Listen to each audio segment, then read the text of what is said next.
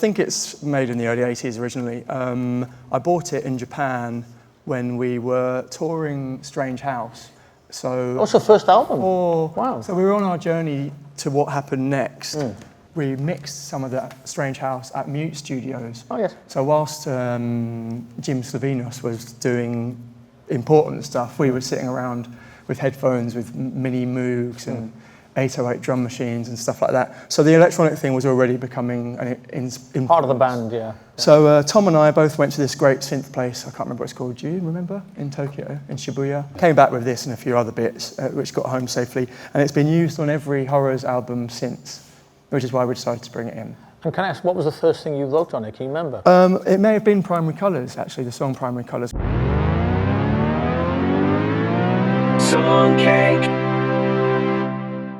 Did you have nicknames in school? Were you popular in school? Did you go to school? My surname is Badwan, so it didn't take a lot of imagination. Kids can be so cruel, can't they? Oh, they can. Yeah. And you, Mr. Webb?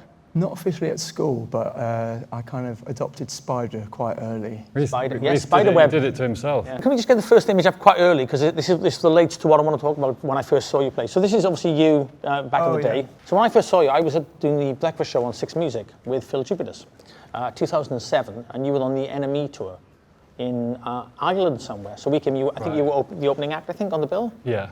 And so we watched you, and in the first, say, 2 songs, you had got up on the amp, and then you'd gone onto the balcony. I mean, it was like Spider-Man in black. It was amazing. It was hard to miss. And Phil Jupiters turned to me and he went, he's confident. And he was like, you were fantastic that night. That's the first time I'd ever seen you. So this is 2 years earlier, this photo, I think. 2005, Spread Eagle pub in North London. Yeah. Thank you so much. The hair's incredible, by the way. Given that it was only 2 years later and you were such a confident opening act on the NME tour, was that chutzpah always there, live? Because obviously this is gig 1. Did you have the same kind of confidence at this point? We'd only been together for 2 weeks at this point. Oh, wow. We formed 2 weeks before upstairs at the Royal Hotel in Southend on Sea and said, let's get together next week. In fact, that's probably a couple extra weeks, isn't it? We got together the following week and rehearsed, and then we played this gig 2 weeks later. Yeah. I think we sort of agreed that we were going to start a band without really discussing who was going to play which instruments and who had the capability to play which instruments. So how did you decide? How did you whittle it down? Did you stand in a rehearsal room going, that sounds awful? Well, I mean, that would have been absolutely fair, but I think Joe was playing drums. Joe was playing drums, but I don't think he'd even... He hadn't played drums for quite a while. No, he had like maybe a few lessons when he was, in his... And were you always going to be the singer? Well, yeah, by virtue of not being able to play anything. So that Korg, micro Korg, was I used as an organ, so it's like that big, so it wasn't really good for playing chords on. It had one passable sound on it, and that was the... One is enough, I think. But the original... Some people have built their careers on less. Yes. Originally it was going to be more like a Silver Apples electronic-inspired, like synthesized world. But then when we got to the rehearsal room, or before we got there, we thought, this isn't really going to work, me just making loads of noise. So we decided to do a couple of tracks. Covers The Witch by the Sonics and Screaming Lord Sutch, Jack the Ripper. So I learnt the basic chords, and that became my role. Yeah, and so this gig here, I mean, how long was the set? 20 minutes, half hour? 10 minutes. 10? 15 max. Yeah. Did you encore? No, we actually, I mean, we sort of refused to play encores for many years. Like the Manics. I think and Manics have been, good friends of ours over the years and done cover. Mine too. I'm Welsh. We all live in one big house in Wales. Yeah. Nice. We were kind of jamming a bit at that point. We invited all our friends, and we had probably 3 original song ideas, 2 of which I think didn't really have any chords in them. It was very spontaneous. Jazz. Yeah. Similar in terms of unpredictability. Yes, well, of course. The brilliant thing about those early gigs, they were so spontaneous and there was so much aggression, and it was just very like primal. Yeah. And even maybe the way we were on stage, it was so much about like it was so instant and about just channeling that aggression and I think. I don't know, it's so easy to lose that. I think the spontaneity is what made it exciting. Yeah. It was like the excitement and the energy of the band, kind of making it up as they went along, which is what we were doing, essentially. Well, like I say, it was only 2 years later when we obviously saw you in Ireland, myself and Phil, and it was just like, and you like I say, you had so much energy and confidence then, you know, it was hard not to look at you, if you know what I mean, and that's obviously clearly was part of the whole kind of ethos of the band. It was compelling. It felt so like present to play those gigs. Like it felt like not exactly stepping into a different character, but like accessing, for me personally, it felt like accessing a part of yourself that you kind of don't need in any other setting. Yes. Because it's just so... You can't do that on the tube. No, you can try, but... Yeah, it's your head. Yeah, well, yeah. As we kind of got further into our careers, things became a little more considered, but I think that we've tried to keep the element of spontaneity at certain points, because it is important. That's kind of where the human stuff is. Well, that's where the spark is, isn't it? The spark that sets the fire is in the, you know, is the unpredictability of music. We love playing live. We're like, certainly like, that's one of the most important things, 100%. But let me just jump ahead then to not playing live, because obviously we had the hiatus and the lineup change and stuff within the band. And there was, I think it was a quote from one of you two, it must have been you two, because you're the beating heart of the band now, I feel, is that you hadn't even played gigs for ages, or you hadn't even performed for ages. How was it not even sort of being in a band anymore? Did you miss it? I know you did bits, but it wasn't the consistent, like you weren't planning tours or that sort of thing, or? Yeah, I mean, there was the little pandemic that we had. Well, of course, we all saw that. Yeah. I mean, yeah, we didn't really feel like we'd stopped that whole time. We didn't. There wasn't really a hiatus as such. It was kind of more like we were writing and gathering, and maybe there was a couple of members that sort of were. We weren't sure if they would continue and whatever. But I think, I don't know. For Reese and I, most of the time, I think we've kind of. Kept the flame going. I kind of, at the same time, did feel I completely forgot what it was like. It was so, that really did interrupt things. I mean, I was painting for a year, basically. Yeah. Basically didn't make any music for a year, but I mean, I think... But were your hearts always kind of with the band, if you know what I mean? Were you always like the horrors inside? You knew it was going to come back one day? We were I mean, I was writing and doing demos at that point through COVID. And but the thing is, it was really uncertain because no one quite knew what was going to happen next, and there were a few changes and people having different thoughts and feelings about what they wanted to do next within the group. So we didn't really exactly know what was going to happen, but that was certainly when Faris and I decided that we'd started this project and we wanted to 100% continue with it. The project being the new album, basically. Yes, we keep calling it a new album. It's a year old this month, isn't it? Which is remarkable, really. That time's gone by so quickly. Really? The aesthetic, I think, has always been quite an important part of what the band does. There's the line by T.S. Eliot, how you flood the lens. And I feel that sometimes as a band, like your artwork does that, and your approach to like the aesthetic and how the band looks and feels. Is that side of the band as important to the songs, or do they just inform each other? Yeah, I think they're obviously, both of those are, like means of expression that are kind of like, really central to who I am. It's like I was always planning on being an artist before I ever thought that making music was a possibility. So but I think, we have a similar, recently have a similar approach to kind of just like chucking loads of stuff at things and then pulling it away. Yeah, see what works, see what sticks. Yeah. But I know, I love the aesthetic. I love the album covers are always quite striking. But you also kind of know that it's a Horrors album, if that makes sense. Do you know what I mean? There's always that kind of tone and style to it. So obviously the first album landed, did very well. But the musical leap you made from album 1 to 2, that would take most bands about 10 years. You managed it in a couple of years. You may not know how you went about that. There may have just been you caught lightning in a bottle. It may have just been a magical moment. But even the stylistic change between 1 and 2, you sort of went from the second album in a way, and I mean this in the absolute nicest way, reminded me of early Roxy Music. And and the first two Roxy Music albums are two of the best albums ever made. And we will have no argument about that, gentlemen. But you seem to go into this other world musicality. Yeah. I mean, did you sit down and decide that, or was it just that you were evolving as musicians, evolving as people, evolving as players, I suppose, as well? It was the first time we'd had a chance to properly explore. I think Strange House was written, we played so many shows in that first year.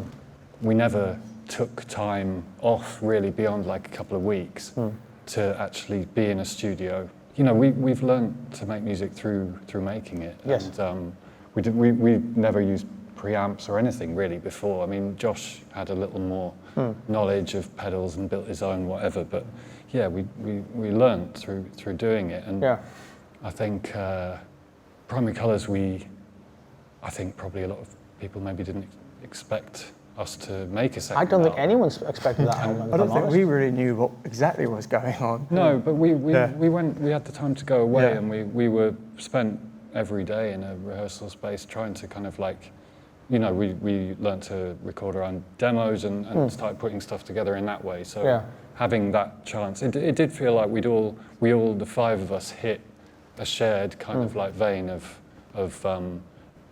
creativity where we all felt like we knew where it was going. The first album had a really strong aesthetic, and when we got together, like that was a kind of important motivation. Like the songs that we were playing, the instruments we were using, from the fuzz pedal to the Vox Continental organ, the fact that we all kind of made friends around listening to these 60s garage records and things like the Cramps and the Birthday Party gave us like a really clear direction of where we wanted to go musically, which we ultimately did our own thing with, but like it gave us that starting point to get together and make a noise, which is what we kind of wanted to do. And by the time we got to the second record, without a doubt, we weren't going to continue that sound, that theme, and the Vox Continental only appears on one song on Primary Colours, because we just evolved quite naturally and we found our own inspirations and sounds that we liked, and the synthesized world, the world of electronic music became important, and we just got to kind of be more confident to express ourselves individually as what the Horrors was always going to be. Yes. So the first album was like the starting point, which we had these ingredients to kind of start the ball rolling, and by the second album we started like pulling it apart and exploring our own feelings and our own thoughts, really. And we discovered nuance a little bit more, you know, like and you know, we were listening to different range of stuff. I remember we got into things like Arthur Russell and you know, maybe stuff like Silver Apple's first Roses record. They're good, yeah. You know, those things, and we were literally spending every day together, either listening to or writing music, and it felt good. There was a great moment as well that Faris mentioned. We had this studio, the Gun Factory, which we spoke about when we were over there. We had a rehearsal room basically blocked out for couple of months, I guess. But the thing is, we were so enthusiastic and excited about these new sounds and new ideas that the songs were kind of just happening without us thinking about them. And it was quite spontaneous, and that was motivating us, because we'd leave the studio with something like 3 decades, or you know, these new ideas which sounded new to our ears, and they were just making us really excited, really, about what was going to happen next. I think sometimes with songs and with music and art, you just have to let it happen, don't you, in a weird way, and it just has to kind of wash over you, if you know what I mean? You have to let it happen in the sense that you have to kind of like put aside the critical part of your brain and express stuff. Yeah. But it's so, what you take in that time is so valuable as well, you know, whether it's art or, you know, where you are, like just the things you see, anything you're exposed to, it really, like, it contributes to the mood, and it's kind of, sometimes you have to be quite sort of like, I don't know, definite and considered about what you're taking in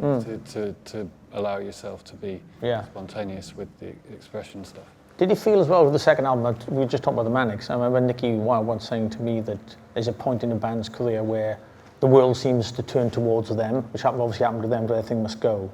But with the second album, there definitely seems to be another audience that kind of opened up to you. Did you feel that at the time? Or did it not even occur to you that... It was quite subtle. Like, we were really happy. We really loved what we had made and the whole experience. But it didn't really feel like that. I mean, I think people were quite... Yeah, I think there was an element of surprise, like you mentioned, from some people, that it was a very different sound. And the first single that we put out was Sea Within the Sea, which was completely different to anything we'd done before. Yeah. So there was a kind of an intrigue with it, I guess, that people weren't expecting that flip. Was that the album you were nominated for the Mercury? Was that the album? Yeah. Yeah. It was, yeah. I mean, that must have been a lovely surprise as well, you know, to come out of nowhere. And you changed instruments on that album? You went from during bass? During the writing process, there was, we were literally in a rehearsal room one day and Tom wasn't there. So I just picked up the bass, which I had played bass when I was a kid. I was in a school band for a little while. And we just wrote Mirror's Image and Can You Remember? Do You Remember? Do You Remember? Oh, the Primary Colours actually was... I mean, that's a good afternoon in anybody's life. I mean, writing those two songs in that afternoon. It was fun, and they sounded different, which was part of the journey that we were trying to explore, doing things a bit differently. But it's not an accident that we sort of hit that writing streak at that time with less people in the room, because before that point, we'd have been playing at deafening volume altogether, and I think just having the extra space totally, made it so much easier to kind of like instigate. One of the things you were just saying to Jason about, having space in songs, but also having extra colours in your palette, and I suppose that was happening as you were developing as songwriters and also working together as well. Tom had got really into synthesizers as well, so he was happy to get into his electronic world, and I was kind of happy to get on the bass. Yeah. It suits, I think you sort of, you find a place that naturally suits you. Well, as you're saying, when you first sort of got the band together, it was who can play what, who can fit where, and as that evolves, the band evolves, the sound evolves, the shape of the band itself evolves. Yeah. Can we get the second photo up, please? This is a very happy Horrors photo. My goodness me, the joy. The joy. What's this, about 2004, 2005? 2014, 2015. Oh, 2015, sorry, yeah. Later, Yeah. So I'm very old. Everyone's smiling, aren't they? No, I was going to say that's why I picked it, Unusual because even he's smiling. So you're on tour here, I imagine, for Luminous? Is that some of them there? It was, yeah. We were Another great album, by the way. What a great album that is. That's in Italy, is it? Yeah. Yeah? Yeah, we were on tour not on tour, but we were playing a show with the Dandy Warhols and Telegram. And Telegram is Jordan's, our current drummer, is Jordan's original band. And he's been friends of ours and kind of within our world the whole time, really. But so we were all there together in, I can't remember where in Italy it was, just outside Milan, possibly. Beautiful. But also, I mean, it sounds like a stupid question, a sort of very one-on-one question, but was the band a happy band at this point? Judging by this photo, you were delighted. I'm not sure if I'm really honest, it wasn't our happiest moment. It wasn't really a happy record. I think it was quite a, I think we... Difficult record, maybe? Yeah, maybe we weren't in that shared space that I was talking about with Primary Colours. And sort of with Skying it was a little different because we built our own studio and we kind of had that thing really unifying us. But yeah, with Luminous, I think Luminous is the record where maybe we sort of, it was probably the record with the most stuff in it, the most layers, and maybe at points too many layers. But like we sort of, I think it was not the best period of, personally, of being in the band. If I look back at that one, I wish we'd pushed ourselves in a slightly different direction. Because there was when we did Primary Colours, everyone always said, it's going to be a difficult second record, and we found that really natural and really easy and really good fun. Out of the park, and then Skying kind of came out of the, we were really proud of what we'd done, and quite effortless, good feeling. And I feel like we should have probably challenged ourselves a bit more with Luminous, and it's a bit safe at times. It's still got some good moments. But it's hard being in a band, isn't it? It's hard maintaining. There's a group of people together, there's egos, there's creativity, there's arguments, you're stuck in vans or buses together. I think I was talking to Chris Robinson once of the Black Rose, and he was saying, you even forget that keeping a band together, it's financially hard, and no one talks about that, to keep 5 people on tour, and to keep their lives together, especially at the moment where, people aren't selling records and stuff. The financial cloud of being in a band is quite difficult. The day-to-day of a band is quite a difficult thing. The interesting thing is, we've been talking about at the beginning, we were never considering what was going to happen next. Like when we played that first gig at the Spread Eagle, we just wanted to do that and play a few live shows, make some noise and enjoy the live, element of being in the band. And then we thought maybe if we could make one day a 7-inch single, that would be our ambitions, result completed or whatever. Yeah. But we didn't realise we were going to still be playing or recording years later. And that first period, we didn't actually stop at all. So by the time we got to Luminous, 3 albums in, we hadn't stopped really from that first gig, which is kind of crazy because that wasn't what we were expecting to happen. So there's probably an element of fatigue there as well. No matter what you play, what kind of music you work in, and also you don't realise how hard you're working you're on a hamster wheel until you get off the hamster wheel, do you? And then look back and go, that's why that album didn't work, because we weren't kind of working at that point, I think that's I mean, I guess I'd imagine. I mean, I don't know for sure, but it's such a whirlwind when you're, if you're 18, whatever, and just suddenly you're doing this thing, which, is like there's no real roadmap for. It is quite intense. Yeah, I mean, being in a band, I think there's no real roadmap, is it? Do you know what I mean? But then saying that, then the V album was, I thought you hold you back together? Was that happy? Was that a happier time? That was exciting. Yeah. We were working with Paul Epworth there, and we were working in an amazing studio, Church Studios, on Crouch Hill. I used to live which just had a around the great bit corner. of great history. On his big Neve desk, which had recorded Dark Side of the Moon. Yeah. And he never mentions that, does he? No, it never comes up. And he set the studio up, which was really cool for us, inspired by the Cannes studio. Oh. So it was inspired and set up to be innovative and to work. It's kind of informal. Yes. So the desk's in the middle of the room, and he's got his keyboards all over the place. And we'd just be messing around, and it was really fun to work with Paul. Yeah, everyone assumes being in a band is fun all the time, and of course sometimes it isn't fun. The studio isn't fun, touring isn't fun sometimes. I mean, do you still, obviously you've been away from the live thing for a little while, but do you still enjoy the live thing now? Does that still thrill you? Absolutely, one of my favourite things. I find the studio quite intimidating, to be honest, still, which is why I quite liked us working at home, because it kind of just takes away a bit of that pressure. But for me, live playing gigs is one of my favourite things, 100%. It takes you a while to realise that you don't have to use the studio in the way that other people use it. You can use it and try and recreate the conditions that get the best results out of you. And if that means like recreating the feeling that you have in your living room, then so be it. You don't have to. Nothing has to be correct. Yeah. You're just trying to express things in the end. And that's a great line. Music does not have to be correct. Yeah, that's absolutely fair too. Yeah. Well, we're talking about the studio. Can we get the third photo up? I love this photo. And this is obviously when the album was called Six, which of course is your latest album. Also, can I say you can tell one of you is an illustrator because each of the song titles is in a different font. There's the SH9. Oh, we'll come to that in a second, yes. So is this LA? Is this your bedroom? What is this? This is LA, which, and Eve, being probably one of the reasons that we enjoy working with him so much. He very much has a similar approach to us in the sense of things being quite rough and ready in DIY, and he had no problem, coming with us to the Christian Scientists Airbnb that we built the studio in. You should call the album that. Yeah, well, we submitted it, but they, so his studio is very, it's very much like. I was going to say, I thought with the way you were talking about the Airbnb, I thought it kind of was that vibe, that feeling, super, and it suited us because I could be in one room, like working on vocals or whatever else, and Reese would be. Since and I love the fact that the whiteboard is on the floor. Yes. Did you go back and forth on the title? Because obviously it's called Six there. Was that It wasn't called Six, it was just... just number six, yeah. But was it always going to be that We made title? that mistake with V. Yeah, I was going to say, exactly. Already. We're not doing that again, Do it again. It's all those, it's all the working titles. Yeah, a couple of things that didn't make it on there. Sludge never made it.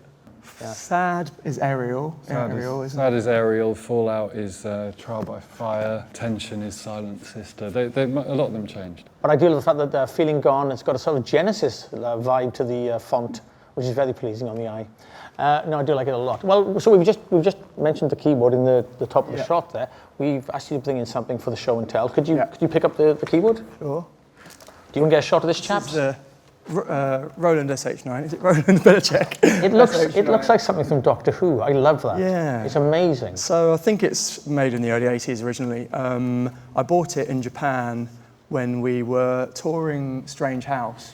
So Also first album? Wow. So we were on our journey to what happened next. Where should I put it? I just put it here. At this point, one of the things was we mixed some of the Strange House at Mute Studios. Oh, yes. So whilst Jim Slavinos was doing important stuff, we were sitting around with headphones with mini Moogs and 808 drum machines and stuff like that. So the electronic thing was already becoming part of the band, yeah. So Tom and I both went to this great synth place, I can't remember what it's called, do you remember? In Tokyo, in Shibuya. Came back with this and a few other bits, which got home safely. And it's been used on every Horrors album since, which is why we decided to bring it in. And can I ask, what was the first thing you wrote on it? Can you remember? It may have been Primary Colours, actually, the song Primary Colours, because that was actually written as a keyboard part with Joe on drums and keyboards. But it's on 3 Decades, probably on a lot of that album. Anything with keyboards has got this on it, really. Yeah. So what drew you to when you went into the shop? Were you like, that's the one, or were you just potting about? I don't really know. I think it was one thing was it was affordable. It was like, I think it cost about 600 quid at the time. I actually also got, which maybe was something to do with it, which is one of my big regrets.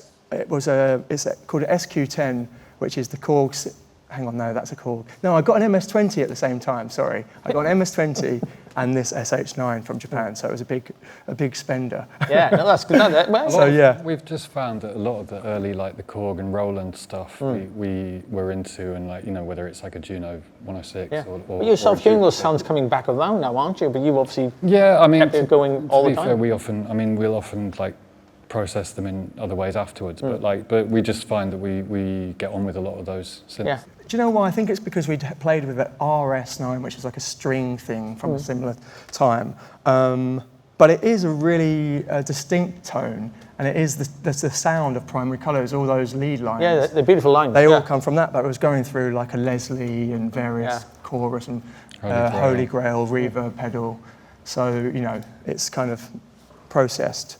But yeah, it was used on Skying, on things like Wild Eyed. Yeah. It would be our go-to thing, really. There was a point where we had our own studio on Shacklewell Lane, which at this point Tom had probably owned about 12 synths, and I had 3 or 4. So yeah, we'd built our own mad electronic workshop. Yeah, that's beautiful. I love that. And that one is not. We actually hired that in. Oh, so okay. Eve was like, "If that's your synth, let's get one." Let's get one, and we'll so is it, you actually cheated on this one with that one? Is that what you're saying? No. Okay. Yeah, we did. I love how fond you are of it as well. You're kind of like, yeah, here it is. It's fine. It's taken a couple of dents. I'm sure.